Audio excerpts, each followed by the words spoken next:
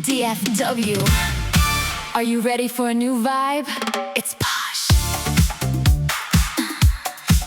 Beyond the screen, let's find a real connection. Every stage of life is a new direction. I'm the queen of the hustle, the girl with the heart. Let's open the door. This is just the start. Powerful, original, strong, healthy. Welcome to Posh Talks. Welcome to the Posh Talks, second episode. Today, each one of our episodes are very special, but today it's a very, very special episode. Not just because Mexico is flying today, and today we're having our jerseys, but today we're representing ROA, Realty of America. We are here, powerhouses, together, sharing to bring a little bit of who we are, what we do, and I guess the purpose of, every time that we share something is to bring something good to somebody, right? So I am here. It is a joy, it is a pleasure today to have Alondra. Hi, thank you for having me. Of course, such a pleasure. And my beautiful co-host, Evita. Yes, Beautiful Eva. So as you can see today, we have a great show or podcast or episode. So here at the Posh Talks, ladies, we don't have a script. We just let it, run and just be ourselves. I think that's one of the main purpose that I like to have is to just be ourselves. Yeah, right, absolutely. Alondra? And how long have you been at ROA? So I've been with Roa for going on, it would be 2 years this November. Okay, so you were one of the first ones. I was one of the first ones that started when Roa kicked off the company. Yes, I was nervous. I was skeptical. But once I made the move, I'm like, okay, this is exactly where I need to be. Nice. We have 4 months, Eva? 4 months, yeah. 4 months. It seems like time is passing by so fast. With Realty of America, but it's been 4 months. I tell my clients, I feel like I just put up my Christmas tree and now I need to start getting ready to bring it back out. It's about to be July. I still have one of my Christmas trees up. See? At this point, I'm just going to leave it up. I've said this before in this podcast, but I had a Christmas for a year and over, and I was like, it's time to remove the Christmas tree. We're just going to leave it there. Yeah, why is that even frowned upon? My sister keeps her Christmas tree all year round, and she decorates it based on the season. So she's one of me. Yeah, that's what I do. I think I need to do that because my husband, I'm like, babe, it's time to put it up. He's like, oh no, because you have a big old tree that you have to haul it. That's the thing. Yeah, when you have the 12 foot. Yeah. So you've been with Roa then 2 years. 2 years, yes. Well, tell us again. We don't have a script, so we're going to go as we go. And the purpose here too, and again, it's such a pleasure to have you, is to know more about you. Yes. And I know you're very well known and people knows who you are, but we use this space for people to share. Yes. So tell us a little bit about Alondra. Who's Alondra? Alondra is a girl who doesn't like to hear the word no. And if she puts something on her mind, she's going to do it. So my mom immigrated from Michoacan, Uruapan. It was just me and my sisters, didn't speak English. So firsthand, she showed me what perseverance and grit and hustle looked like, just in a different form.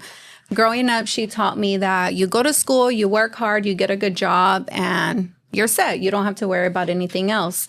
So I feel like for every Latina, the medical field is kind of what we get pushed towards. Yes. Become a nurse, become a doctor, whatever it is that you would like, right? And I think it came from a place of me helping people. The joy, I was the kid who was translating for my mom, helping her. Hey, mija, how do you say this? How do you do this? Thankfully, English is my first language, but Spanish was my first language for my 2 older sisters, because once they came to the United States, they've already lived some years in Mexico. So that was very neat for them, and gratefully they were able to teach me. So I was really the one that was helping translate everything for them, because I'm the baby out of 3 sisters. And I remember whenever I was in high school getting ready to figure out, okay, what is my next step? What is it that I'm going to do? I'm like, okay, well, I want to go to nursing school. again, you know, as a kid, I suffered a lot from anxiety and depression. My mom was a single mom. She works for Marriott, which to this day she still does. And she would leave to work at 3 in the morning and not get home until like 2 in the afternoon. So in reality, it was up to me to get up every day, get ready, and make it to school. As a depressed anxiety teenager, do you think I got up and got ready to go to school? No, right?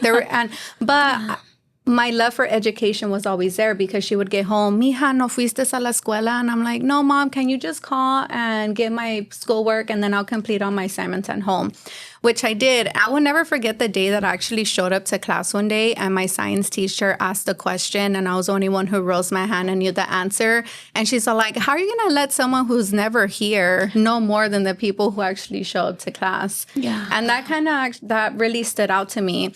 So because of my absences, even though I had all passing grades in my classes, I didn't have enough credits to graduate. So I went to Khan Academy. It's known as a charter school for bad kids, right? Yeah. I went to Khan Academy to catch up on everything. I mean, it's kind of funny to say this. I was the top of my class, I guess. I was valedictorian for the bad kids school. Hey. You know, I remember a lot of my classmates always telling me, Alondra, something about you, you're going to do great things. And I couldn't see it. I couldn't believe it. I didn't see it for myself. I'm like, what are they talking about? What do you mean I'm going to do great things? What do you mean that I'm going to be the successful one? I truly didn't understand it. And early on, now looking back, I was like, people always saw the potential in me before I seen it in myself. And I've been a real estate agent for 6 years now. And I think that's something that Realty of America helped bring out in me because I was at 4 different brokerages. And within those 4 different brokerages, I was surrounded by people who saw the light in me, but didn't bring it out of me. They wanted to dim it versus allow me to shine. Yes. Right? Yes. And whenever people ask me, well, why ROA? Why Realty of America? I'm like, well, there's no question that as soon as I surrounded myself with people who didn't care if I was going to be more successful than them or do more than them, that they literally not put me on a pedestal, but they showed me, look at everything that you're capable of. Yeah. And I went from selling 8 million a year to 20 million. Wow. I didn't change anything in my business. I didn't get these new fancy systems. It literally is who I surrounded myself with and who was pouring into me. Yeah. You know, that really taught me that. So going back and just who's your my sponsor? Miguel. Yeah. Miguel. So I met Chad Smith through Miguel. We are in the same organization, Yes. just so you know. Like our upline is Chad. It's Chad. Okay. And yes, and then Carlos, and yours Yes. is Chad, Miguel, and then you. And it's so funny because whenever I was at Monument, before we even knew Realty of America was going to open, it was already on my heart because I went to Monument because I was told we have the brand, we're going to help you, you're going to grow. Hey, we're going unfiltered here. We're gonna go. We're going straight to the point. I love it. Let's do it. To the point. Let's straight to the point. Yes, I remember they were telling me we're going to do this, we're going to give you leads, we're going to do all the things, which is great. And now that I'm in a leader position, I'm like, going to a company that's going to provide you leads is already setting you up for failure because they're not teaching you how to go out and get your own business. Correct. What I remember Chad always tells me, Ali, if you were stripped from your social media, what other ways do you have to generate leads and business? And I'm like, oh, that's a good question. So what if one day those lead systems disappeared? How are you as an agent going to survive? Because you were never taught to actually hustle and fight and do right by your clients. So that way you have that reputation where clients already know that they're going to want to work with you. Yes. So when I was there, I wasn't really fond of that system. And then I just remember just being surrounded by people that I sold more houses then. And I wanted to be the little fish in the big, the big tank, right? Yes. So I was like, okay, I need to start making the move. I need to start, working alongside people who have already done it. Mm-hmm. And then I'm going to trainings by people who have done it. A lot of these brokerages have all of these fancy classes, but they're being taught by agents who've never sold a house. Mm-hmm. Yeah. Or they sold less than you. Yes, or they've sold less than me. So I was praying on it. I was getting ready to venture out new brokerages, and then I get a message from Chad. Hey, leaders meeting tomorrow. I have big news. I'm like, oh, what new system are we coming out with? What new training? Are we doing an event? He's all like, I'm leaving EXP. And my heart just went, and I'm like, God, is that you? Like, how funny is that? That I was literally, okay, God, what is my next step? And then I get a message by Chad. And then he's like, I'm leaving. I honestly, if you know Chad, never in a million years would have thought he was going to leave EXP. I love Chad. I'm every morning on his calls with Chad has been honestly life-changing, mind-changing, business-changing. And that's what something when we talk about proximity and the people around you, it's like, and I know as realtors, we are our own brand, right? And you are the wheels of your business, right? And you handle it. But when we understand the power of proximity and the power of the people around you, right? Because we are an ecosystem. We all connect. So when you are feeding yourself from people that aligns with what you need and your purpose, it's really a mind, like it's a life-changing situations. I remember on Sunday our pastor talking about you can also be in proximity, but you also need to feel God's touch. Correct. Right? Yes. Because some people want to be around it, but they're not in tune with it. Really, this whole thing, people overcomplicate it, but it is a mental thing. Yeah. It is. I tell my girls all the time, the voice in your head and the way that you speak to yourself in your head, would you speak like that to your mom, to your sister, to your friend, or to your daughter, or to your son? And they're like, I would never say the things that I say to myself to somebody else. So then why are you saying it to yourself? Correct. Yeah. So whenever Chad left EXP, what happened? So whenever I'm just interested because You're like, so whenever? I mean, because we've been unfiltered here. I was with EXP, and when I made the transition to ROA, it wasn't the easiest transition, right? Because those are you were with EXP. I was with EXP, and it wasn't a transition that probably many were not expecting. I don't even think I was planning on it. I don't think nobody was. Were you with EXP too? No, JMG. Oh, okay. But it was tough. It was different. Transitioning. It was, but again, it's like when God starts aligning things, and you know when everything starts, the way it starts unfolding. Yeah. You know something. It's about like a breakthrough, not a breakthrough, but something good is coming. And it's so frustrating that you try to explain that good to other people, and they literally don't understand. Oh, they don't get it. But you know what I've learned? If people don't get it, don't understand, then that means that they're not part of the plan. And that's okay, because everybody has different plans and a different destination. And maybe your destination is not the same as mine. And that's okay. I already kind of learned to be, it's okay. It's okay. But yeah, definitely our transitions from their end and mine was not... I don't think it was I don't think it was the easiest. Because we were not, none of us was like, I ended December going to a Christmas party with Carlos and Naomi, the Parras, not really having in mind what was going to happen. Then the first week of January, I'm talking to Eddie, and you're the CEO, and we're going over stuff. And I'm like, wait a minute, what's going on? Like the way it unfolded was in such a way that we were not expecting. But when you know, you know. Yeah. It was a new year, new brokerage, new start. And I was for very everybody. hesitant, and I think whenever you try to talk to people and explain, I remember they're like, whenever I was talking to my lender, I was talking to everybody, like I was seeking out, as like, I just wanted to be understood on why I want to make this change.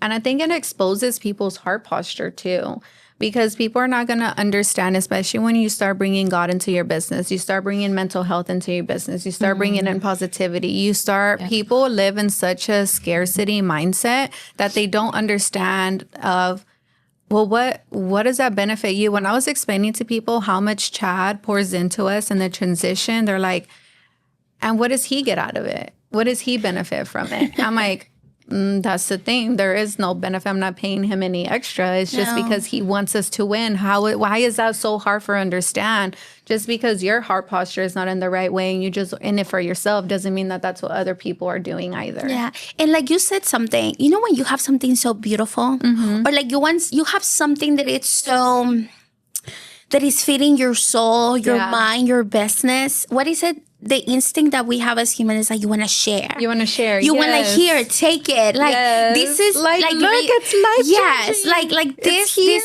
this having this conversation with this person or this has like really changed every aspect of my life, because when you're in business, it's not just about the sales. It starts everything within you, your mindset, your mind, your heart, your relationship with God, your relationship with yourself. Yes. Everything's like, of course, your relationship with God is with you, but your relationship with yourself, the way you see yourself, the way you love yourself, the way you perceive yourself, and then your mindset, and then that's how you start seeing your business. Follows. Yes, I teach my girls all the time. Where is your heart posture? Because people are going to see right through you. What is it that you want them to see? You can fool me all day. You can tell me all the things that you're doing, your Bible study, that you're doing everything, that you don't have jealousy in your heart. You can tell me, but you can't fool God.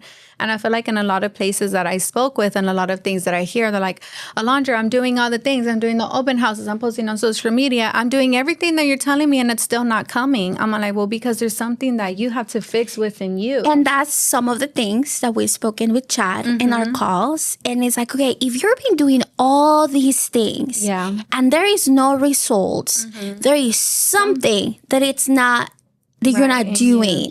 There is something that is missing in this piece. And we need to you need to figure out what is that is missing. Because if you really have the mindset, you really have the habits, you're really doing what you're supposed to, the hustle, and you don't see the results, something's missing. Yeah, and I think it comes from a place of not having a servant heart. Okay. You know, I remember speaking on a panel, and I was like, you can ask anybody that has their own business, anybody that's a realtor, why do you like being a realtor? And the first thing that they say, it's because I love helping people. But do you really? Do you really believe that at your core, that you actually have a servant heart and that you enjoy helping people? Yeah. Right? Yeah. And it all starts within. Like you have to literally believe it and not just say it. Because it becomes such a cliche thing. Oh, because I love helping people. I love helping people. Well, do you really love helping people? Yeah. And before we move to another topic, and, you know, we've been talking about Chad, but if you guys know how amazing this man are, you guys will know what we're talking about him. I think one of the first step, right, for me, I don't know how, maybe we're all in different situations, was confronting the weaknesses, not necessarily the strengths, the weaknesses and the flaws and the mistakes, but not from a place of darkness, but from a place of like, it is necessary to understand what needs to be changed. Yes. The confronting the reality of the situation, either your mind, your heart, your habits, your lifestyle. And then from there, everything started unfolding. Yes. But to me, that was like, dang, Chad, like this cause was really confronting me to realities that I didn't really want to accept. Yeah. And there's statistics that show that the people who are successful in anything that they do is at the end of the day, they sit with themselves and are like, how could I have done better today? How could I have responded better? And they take accountability. I feel like these last couple of years, we've lost accountability. Nobody is really held accountable of anything. People are just saying what they want to say, doing people by how they want to do. There's literally zero accountability. And that's something, even just being a mom, and there's no accountability and self-awareness or consideration. Yeah, no, I agree. Because, people feel like the world owes them something because they forget we're put on this earth to serve others. And maybe this just came from me really being in depth with my relationship with God, because he literally says there, you come and you do my work without an expectation of a reward. God doesn't want us to struggle. He wants us to prosper, but he's not going to give us his blessings if we're not doing right by his people. Well, and exactly. And we start with the first step was confronting the realities. Then the second step was like, okay, Posh, like exactly what you said. Are you being a good steward of what the Lord has been giving you and providing you with? Yeah. So the question is no. Okay, well then don't complain because of the situations you have created for yourself, either for you personal or your business. Yeah, absolutely. And confronting that, it's not easy because you're like, dang, have I really fall through the cracks? Yes, you have. And you have to be accountable for your actions, for your not mistakes, because everything's a lesson, but the way you have done things. Yes. So to me, that was like, damn. So, and one thing that it's so present right now, God won't or just life, the universe won't provide you something that you cannot sustain. Absolutely. And that comes from a place of love from God. Hey, I have all these blessings for you, for your business, for your relationships, for your marriage, with everything. But how can you as a human proceed and move on if you're not able to sustain it? Yeah. God doesn't work that way. The universe doesn't work that way. It works in the way that it will be given to you if you're When a good it's steward time. of it. It's God's timing. God's timing for sure. And that was On when I was everything. some of the things that I've been learning in the schools, which I was like, are you a good steward of Steward this? of things, Is you're yeah. a steward of your business? And also, And it's like, there's- oh, that hurt. I don't know about that. And there's peace in the waiting. You know, I'm a control freak. I need to know everything. I need an itinerary, how it went. Like, I love to dissect things apart. That's just how I am. And getting into my walk, healing the parts of me that needed to be healed is all like, I no longer have control of anything, and making peace with that. You know, my girls laugh at me all the time. Every time I lose a client or we have a contract that's terminated, they're like, oh, okay, it's fine. They're like, Ali, how are you just so calm about these yeah. things? I'm all like, God will replenish. He'll be fine. He'll take be care fine. of it. Amen. So, Yes. moving with you, you're talking about, having that servant heart. Yes. And was Alondra always this way? No, I was not. I had I mean, well, because when did Alondra, like, because how old are you, Alondra? I'm 30. I'll be 31. So this you're year. a baby. We're just a little bit little bit. older than you. We're not gonna say. But we're just slightly older than you. But for being a 30-year-old, woman, businesswoman, and the way you speak and you handle your business routine, which Yes. will And talk, mother. and a mother and a I'm wife. Yeah. When Alondra had this epiphany, or when was this You know, mindset? so my pastor on Sunday said, you have to get sick and tired of your current situation. And that's exactly what happened. I remember a little backstory. My husband was in school for aircraft mechanic. Right whenever I was going to apply to nursing school, because I went to TCC to finish on my prerequisites, I found out I was pregnant. Literally the day before. How old were you when I this was happened? 19. So you were a No, teen- 20. I'm sorry. 20. I was 20. Okay, so you were a very I was young mom. I was 20. Okay. I was literally getting ready. I had just finished my application. And I was going to submit everything the following day, because that's whenever it opened up and I found out I was pregnant. Yeah. And I remember telling myself, well, this pregnancy is not going to stop me. My mom stopped talking to me. Like, it was like... So it was not an was easy not. thing. Well, many times, as Mexican family, I mean, I'm not... Yes, it's but, true. But in the Mexican They don't- culture, culture. being a young mom or... It's frowned upon. It's not something that they'll be like, okay, we'll figure out. No, they'll force... They don't want, I guess, what they went through with us, right? They Yeah. want the best, and once they see, oh, she got pregnant. And I on the think- flip side of that, Yeah. if I'm being completely honest, is because they care more about what people think versus being your support system. Correct. Because that's kind of what happened with me at that point. Sorry, Mom. My mom was more worried. I don't know if she's going to watch it, but we're being real, right? Yeah, we're That's being one real thing here. about me. I'm always going to be real and transparent. It came from a place like, ¿qué van a pensar que mi hija se embarazó? Because my mom would talk very highly of me. Oh, she's in college. She's going to be a nurse. Or She's like, gonna ¿qué be va a all the hacer things ahora? Ya está embarazada. Well, I wasn't even living Yeah. with my mom. I was already financially on my own. Okay. Yeah, I was out of both of my parents. I had to grow up very young. Came from a very toxic household. My parents were divorced. And at that time, I had removed myself from that, and I was living back and forth with my dad. And I've been with my husband since I was 14. I felt like God literally sent him. He is school my sweetheart. safe place, my everything, right? So I would kind of go back and forth from staying with him and staying with my dad. My dad, corazón de melón, had some things he still had to correct, but I took what I could from both of them. And at that point, I was already on my own. I already had my own job. So my parents weren't financially supporting me at that age. So whenever I came with the news that I was pregnant, I was like, why are you taking it so bad if I already don't depend on you? So what time? What age were you out of your house again? I was 18 when I had left. Wow. Yeah. So you left your house by 18. By 20, Got you were myself- financially... Got myself through school. I was working. Me and my husband would help each other with what we could. He really didn't have a lot of support from his family either. So how long, literally since me what and age him- have you been together with your husband? Since I was 14, So you guys have lived together since you guys were 14. 16 years. That's amazing. Goodness. My one and only. You know, like last episode we had the Parras, and Yeah. they were a very similar story where they've been married 27 years, and I have a different story, Yeah. right? I'm 42 and still haven't found the love of my life. However, right? Yeah. Everybody has a different. We all come to these. You know, we all have a different purpose in Yeah, life and a absolutely. different story to tell. And He will find you, Posh. Yes, thank you.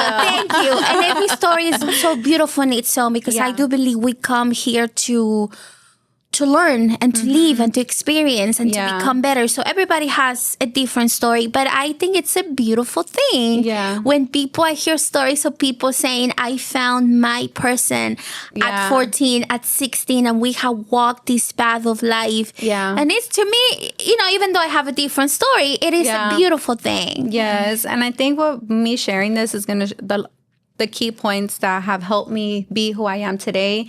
Me experiencing the way that my mom took my pregnancy taught me that I really shouldn't care what other people think, that I should do what's Amen. best for me. And then transition into whenever I found out I was pregnant, I got really sick. So I couldn't apply to nursing school. I remember being on bed rest for about 5 months. The first 3 months of my pregnancy, I lost almost 20 to 30 pounds. I would drink water and it would come back up. I physically could not get up and shower myself. That's how sick I was. And nobody in my family knew. I remember once I got pregnant with my second son, you know, I was already a real estate agent. I had already rekindled with my family. And I got really sick, just like my first pregnancy. And I think I remember the day that it dawned on my family, because I remember them asking me, Allie, did you go through this with Jaden? Because Jaden was my first one. And I said yes. And I couldn't see their heartbreak in their face that I did. I literally did it by myself. And you know? So you have your baby at 20. You were with your husband by 14. 14, got pregnant at 20, and he was going to school for the aviation Yes. field. And then I kind of stayed home and he took reins over everything. And at what age did you become a realtor? I became a realtor at 24. Okay. that's So when have you you were had a your second baby. baby already? I had no? my second baby already. Okay. Yeah. Okay. So you've been in business No, about 6 years? 6 years. Okay. Yeah, because I had Noah in 2021 Okay. when COVID hit. Well, no, yeah, when COVID was ending. So Yeah. whenever I got pregnant, of course, I took a step back, and I remember being on Craigslist and I saw a medical assistant post, and I'm like, You were a medical assistant. I was. a medical assistant. I'm listening to Alondra. Well, now I'm going to We call you almost have- Ali. Yes, I we almost have the same it's, story. As she's talking, it resembles a lot of your I was a story. medical assistant Being too. a young mom. And I was a young mom too. Yes, and I remember you know what? It's a way to get my foot in the door. Something about me, I can't sit and be still. I always have to be doing something. So I remember applying. They accepted a payment plan. By that time, I think I was already 6 months pregnant. My husband was finishing aircraft mechanic school. And then I went to school. I remember I gave birth. And then the next day I took my exam and I got certified as a medical assistant. And once I got my license, I'm like, the mom guilt hit me. I don't want to leave my baby at daycare. I need a job. So again, the solution person in me, I'm like, I'm going to get a job at a daycare. I'll have work. I'll be with my baby. Bam. I'll be good. So then I remember getting a job at a daycare. And then I would remember seeing this lady walk in with scrubs every day to drop off her son. And then comes with lesson number 2. I remember saying to myself, I'm going to be the mom that's walking in with scrubs and dropping off her son at daycare. So she loved the way I took care of my babies. My room was clean. You never picked up your baby full of mucus all over their nose. They were changed, fed, they were good to go. So you had a quiet ride home. You got home, able to get them ready for bed. So she asked me if I could babysit for day nights. And I'm like, yeah. So as we grew our friendship, comes out in conversation, she was actually a nurse practitioner. And then I told her, well, you know what? I'm actually a certified medical assistant. She goes, no way. She's like, I hate to do this, but we're hiring. I will give you the job if you want it. Wow. And I said, oh my God. By this time, I was already working at the daycare 7 months off. My baby was already older. I was comfortable to leave him there. So I'm like, yes. I was like, God, thank you so much. Like, it was just another sign that he was listening to me. So then I took the job, and I remember the first day I was driving in my scrubs to drop off my son at daycare. And I'm like, Lord, I did it. At that time, my husband had finished school. He got his first job as an aircraft mechanic. I finally felt like our heads were above water, because we come from very humble beginnings. We were scraping by. So finally, I was in the medical field. He was doing what he went to school for. Oh, life is great. We're going to be fine. Time passes a couple of months and he loses his job. He gets laid off, and I remember coming home, and then I felt like the world just crashed down on me. We just had got our first home, our first rental home. Yeah. We were living by ourselves. How old were you by this time? I was 22, 23. Mm-hmm. We had finally got out of our little 500 square foot apartment. We were renting a 3-bed, 2-bath. I saw the light at the end of the tunnel. Like, this is my step on breaking these generational curses. So he tried to find another job, and unfortunately, all the other jobs were out of state. So he didn't want to leave us because he knew I had no support system here. Like, if you need something, there's literally nobody we can call. So he stayed behind. I'm like, okay. And as he looked for jobs, I remember I came home one day. He's all like, I'm going to get into real estate. Mind you, I had no idea what a realtor was. I had no idea what real estate was. I had no idea what it was. So your husband is a realtor as well? No, he started in the investment side. Oh, yes. I see. Okay. So he was going to do wholesaling because that was big at that point. Yeah, and you didn't need a license. He needed to go to school. No, just go door knocking, get the house. My husband's not the bookworm. I did all his essays and tests for him to get that scholarship for aircraft mechanics school, which brings me to my next point. Whenever I was all like, no. I need you to get up and get a job. I need help. And he's all like, well, do you not have faith? Wow. That's if you wanted to shut me up, that's how he would do it. Yeah. Well, do you not have faith? Do you not have faith in me? Do you not have faith in God that he's going to make this work and that he's going to provide? And I'm like, fine, you're right. So then even then I didn't even Google. I had still no knowledge of what real estate even was. And I think that plays one of the biggest parts why I've been successful in this business because a lot of people don't know what we do. Mm-hmm. They don't know the difference between a realtor and the lender. They don't know, especially people in my community, how I grew up. They have no basic knowledge of what it looks like to buy your home or invest into real estate. And he pushed. I'm like, fine, I will support you. Go do your thing. He met some mentors. He got into the business. And I remember one day he comes home with a $5,000 check. How much was it? $5,000. Okay. And I was like, I've never held $5,000. You're like, this is how it looks like. You're like, make it rain. Yes, I was all like, you know what? You go do the real estate thing. You're like, baby, go, honey, go. You know what? I have faith in you. I have faith in you now. And it was so funny because my thought process then, I'm going to be a stay-at-home wife. I'm going to have it made. Like, and God is like, no. Just kidding, man. No, man. No. Oh, man. God is so funny. He cracks me up all the time. So, and I think we're going to have a second part because this is really very good because when I were moving to a topic that I did want to talk to you. So you're talking about your husband, you know, you guys. So he became, I'm assuming, an investor. Yes. What is he doing now? So he builds houses now. Okay, so he's a builder. He's a builder now. Wholesaling, investor, now builder. And we have a flooring company too. Okay, nice. Yeah, so once he got into the flooring business, he got into the remodeling business. I just can't believe how you guys are so alike and then in many just things. Started, we're like, her husband is a builder. It's a builder too. It's I'm like, yeah.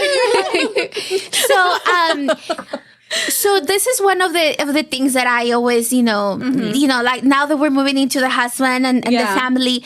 So you as being Ali, Alondra, this you have your team, you're in business, you're successful, you're growing. I mean, and this is just the beginning. I mean, you've been 2 years in ROA, you have a team. I mean, this is just the beginning also of ROA, our team. So it's just something that is just brewing, literally. That's how I see it. Yes. Right? And I think the speed that all of us are going is like sometimes a little bit scary because like, hold your horses. Are we ready for this? We're like, wait, Lord, what you doing now? Are we ready? But how do you handle? Because it's really hard for me as, wife, mother, businesswoman. How do you handle everything? Sometimes I get really overwhelmed. Yeah. So I made peace that there is no life-work balance. I think that's why a lot of people drive themselves to the ground because everybody likes to preach. Balance. There's no balance, especially whenever you're building something bigger than you. Yes.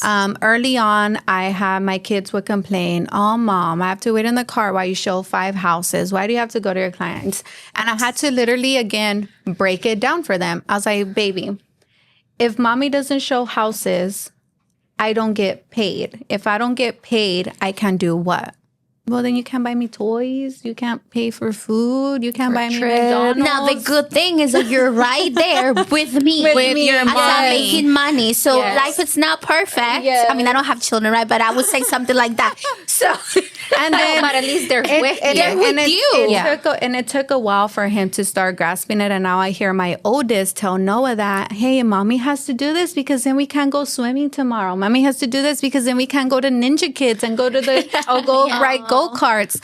And then and it really helped me that I have my support system is my husband and my kids, and we do a lot of tag team work, right? Hey, I have a meeting with the client. All right, meet me at QT. I'll pick up the kids. I'll take them. They can sit in my office on me with the client. Or hey, I can't have the kids today.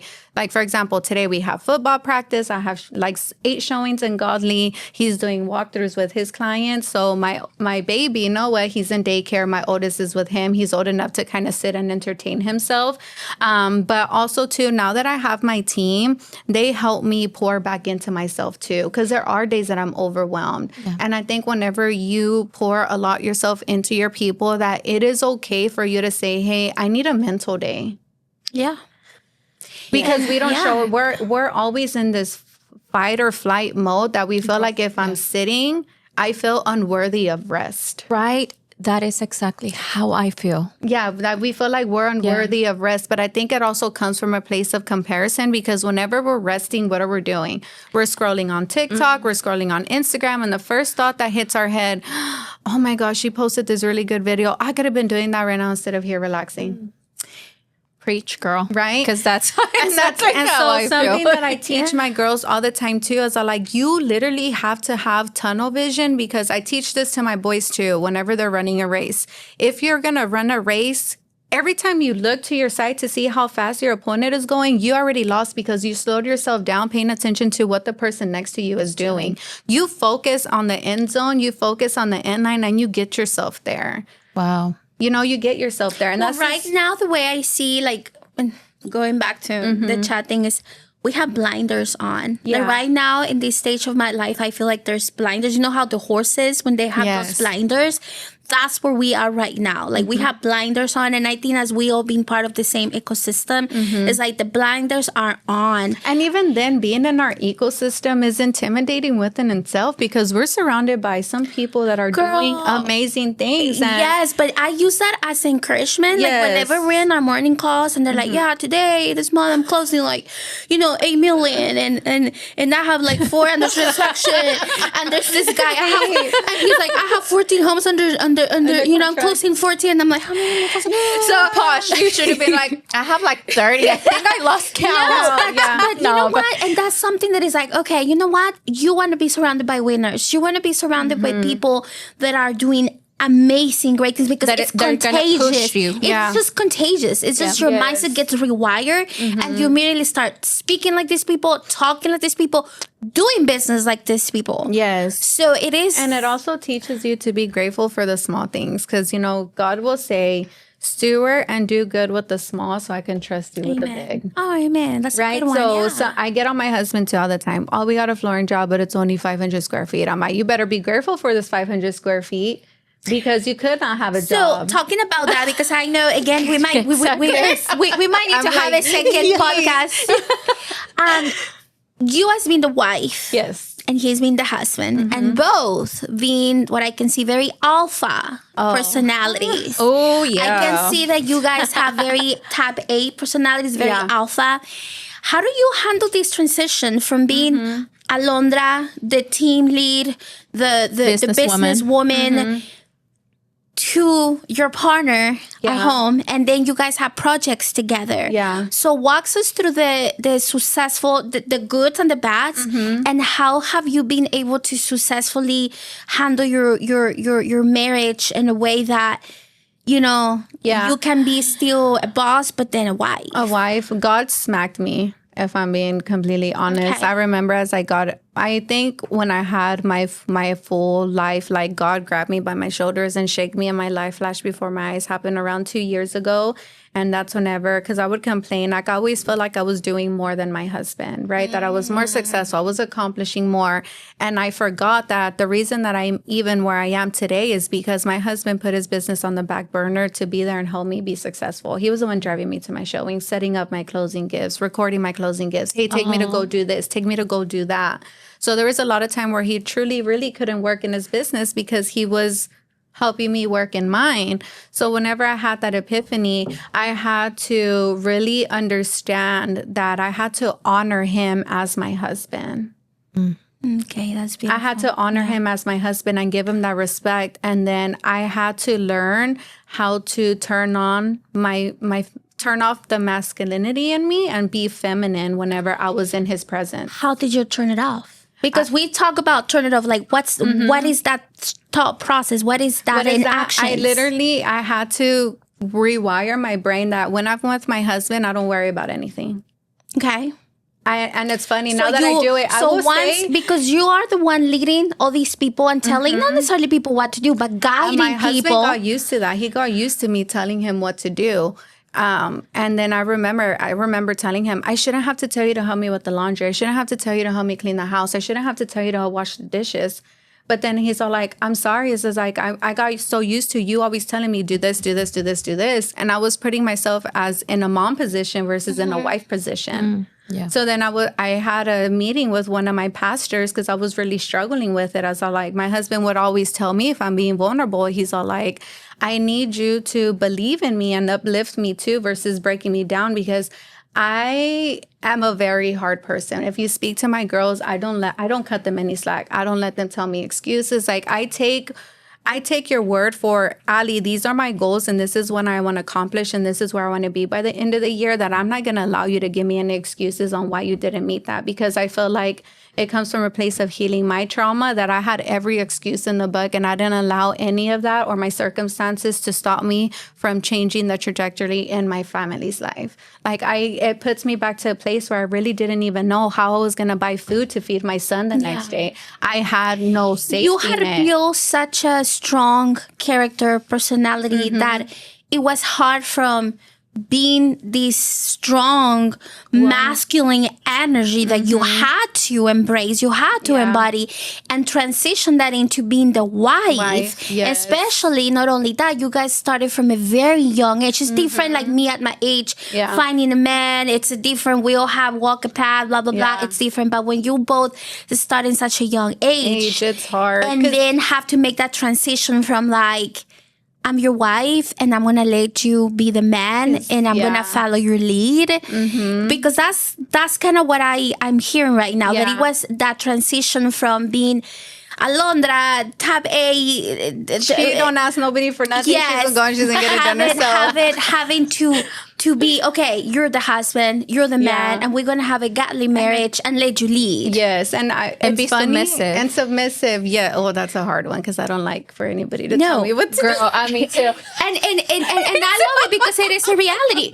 And that's exactly the question. Because when you are you're in business, there's a certain traits as a woman that you have to either learn, obtain, or rewire yourself, that we don't take a no for an answer. We're businesswomen. We go after the hustle and the deal. Yeah. So you have these very masculine traits that we have to be strong. We have to. And it starts with little silly things. Yeah. Can you open my water for me? Yes. Or we get somewhere and I stay in the truck until he comes in. He opens the door for me. And I'm a fast walker. If you go with me anywhere, they're like, Ali, why are you speed walking? I'm like, I'm sorry. I feel like I'm rushing all that. I'm like so of course I make it to the door first and I will sit there with my arms crossed and I'll look at the boys. They're like, oh, we need to open the door. And when you make those changes, was he was super receptive of it. It was at first he was kind of weird. He's like, are you okay? And I'm like, yeah, I just want you to open the door for me. He's like, oh, okay.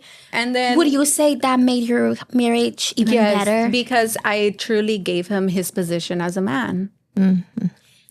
I truly gave him. I know that we live in the world where I think we women should be the best version, powerful that you are. The man has to pour poor. The man has, of course, and we're talking by default that it's a man that is loving, respectful. Oh, yeah. I mean, we're talking by default that it's a man that is doing what God has asked him to do in his marriage, right? We're not talking about being submitted to someone that it's that not is not doing his part. That part, I would say, honey, either pray or walk away because like, both have to. Sometimes I get notification rings and I'll open it and he's in the living room doing laundry because he got home early, or I get home. I and the house love is that. clean. Like That is so I no cute. longer, but it wasn't always like that. I literally had to train him. I'm like, okay, you're telling me the wife that you want me to be and how you want me to submit. Now let me tell you what the things that it is that I need to see from you in order for me to have peace that I can submit to you. Yeah, because you both are working together. So building it came from a business. Yes. And I told him, I was like, it is unfortunate that sometimes you get home before me. And I know you as a man, you're like, I shouldn't be doing the laundry. I shouldn't be out here working until 11 o'clock But either. I think it is a beautiful thing So that it's you a guys thing that we kind of, we had to take roles out of the picture. Yes. and you guys work very cohesively, and I believe that's the reason why your marriage, your family, your business we don't are even have to prosperous. say, like, for example, sometimes if we wash and we have laundry just separated on the couch, we get home, I start cleaning, he starts putting up the laundry, and before you know it, in an hour, laundry's done, house is clean, bam, we tackled it. Wow.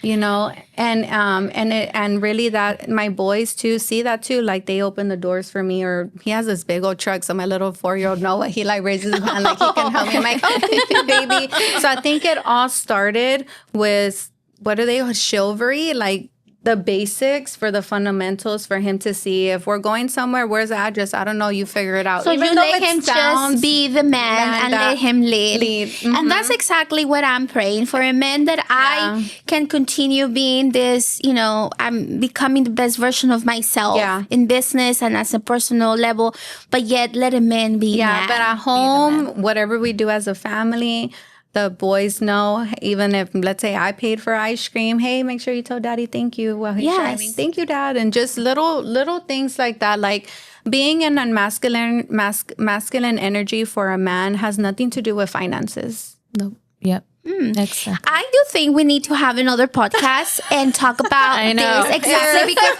I do believe it is a thing nowadays, and I believe in women empowerment. Yes. But I think part of being a women empowerment it's having, let's say, if you're married, it is a fruitful marriage with you. And imagine you're empowering yourself, but how much more it is to empower a man that's going to be able to transition down to your family and your generations, because they're ultimately the role model for your kids. Yes, they're teaching your children how to be if you have a daughter, the man is the version that they're teaching their daughters on who they should pick in a spouse. So we are definitely going to have a second podcast, and I want us in our second podcast to just focus about the feminine and masculine energy and really going through the different aspects. And I love what she said, taking the roles out of the picture. Yes. Because at first he would find me all the time. Why am I doing laundry? Well, why am I out here the one making money? But it goes both ways.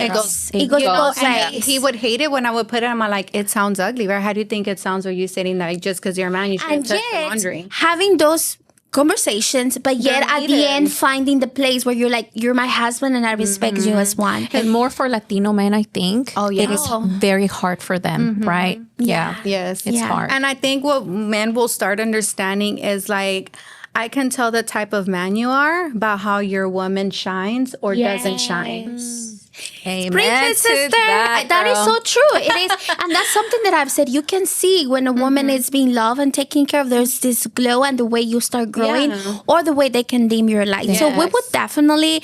Sadly, we need to wrap it up because I wish I could continue talking about this. We'll talk about, and I think we should do another episode because I think you're the perfect, example that we both can talk and talk about the marriage and more than anything that transition. Yeah, absolutely. Before we wrap it up, tell us what's the next, and we each one of us will have a time. Tell us, Ali, what is coming in the next? How do you, Ali, sees herself in the next 5 years? I just want to build every single woman on my team. I think I've taken myself out of the equation. Business is great for me. I'm fully running on referrals, and I think I just want to see that my girls are able to see the potential in themselves, that I see them. I see myself in every one of them. I know how it feels that other people can see the light in you before you see it in yourself. So right now I'm taking my girls through a healing process because I think it starts there, kind of for them to see the parts of them that they need to heal. Of course, we're being super practical. I'm teaching them how to be the best agents possible, but I think a lot of my girls are starting to see that, you know, transformation and the fruits that God is going to give in your business comes from within. So I just grew my team. I have a team of 17 women now. Nice. And I grew it in a span of, I think, 7 months, 7 or 6 months. Congratulations. Yes. And so right now we're heavily working on self-development, and I think they're going to be my world changers, honestly. So right now I'm just focusing on building them, sustaining my business, spending more time with my babies, enjoying life, because, you know, when I had that health scare with my son, it truly taught me that things can change from one day to another. Yeah. Well, nice. I see that, and maybe more things that you don't even. I don't even know. Whatever God brings to me, I'm ready. I mean, you're doing great. So. Eva, what about you? How do you see yourself in the next 5 years? Just growing, being better. We need to for be my friends. kids. I know. We have so much in common. Yeah. Just be better for my kids. Healthy.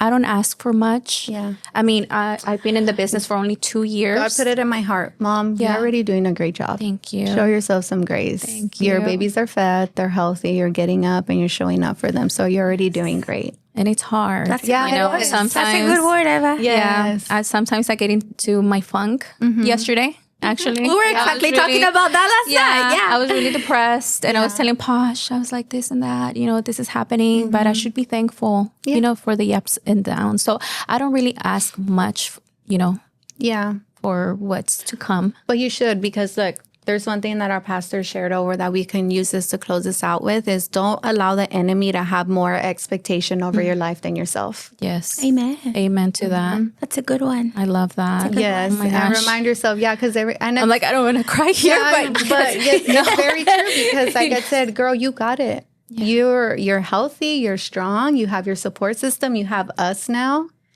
So this is exactly why we built this, right? That's exactly what we build. And again, sometimes not everybody understands it, and not everybody wants it, and that's okay. I've learned to be like, it's okay, but we're here with open arms, and we're here for, you know, to pour into others. Yeah. Yeah, we're some strong women. Yeah, the strong women. We are.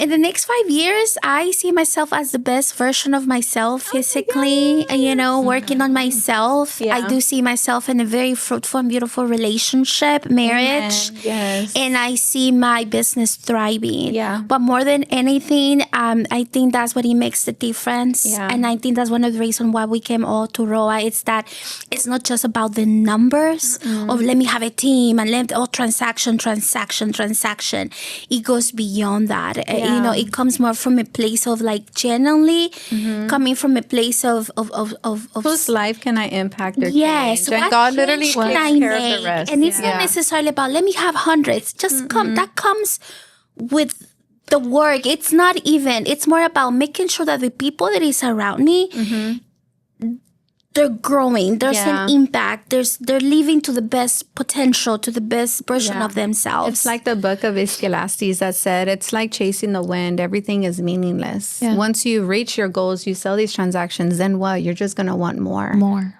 But you'll be able to look back to see on the lives that you impacted, the people that you're able to bring back to God, the generational curses that you help them break, no matter what their beliefs are in. And I think that's what we're building and what truly matters. Oh, I love beautiful. that. Yeah. That's so beautiful. Guys, thank you so much for listening. I really wish we could stay here another hour and talk, but we all have things to do. Ali has showings. We have meetings to attend. But I'm sure that this will be heard by the people that needs to listen. Yes. I think this will touch the hearts of those that need to and they needs to go to. And I definitely believe that you are already, right, Eva? Yes. She's already cordially invited to have another podcast where we Part 2. because we needed to get to know you. We always have to cover the foundations. Who are you? What do you Who do? are you? But There's so many questions. There's so many questions and still things that we didn't talk about. But I do actually will allow us to come together once again and talk about, you know, the marriage itself, the relationships and how,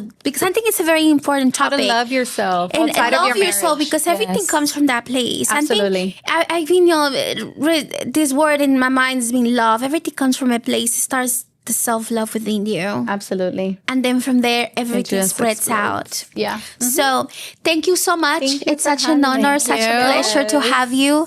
And Eva and I would love to have you again. Yes. Let's do it. Thank you, guys. Thank you, guys. DFW. Are you ready for a new vibe? It's Posh. Beyond the screen, let's find a real connection. Every stage of life is a new direction. I'm the queen of the hustle, the girl with the heart. Let's open the door. This is just the start. Powerful, original, strong, healthy. Welcome to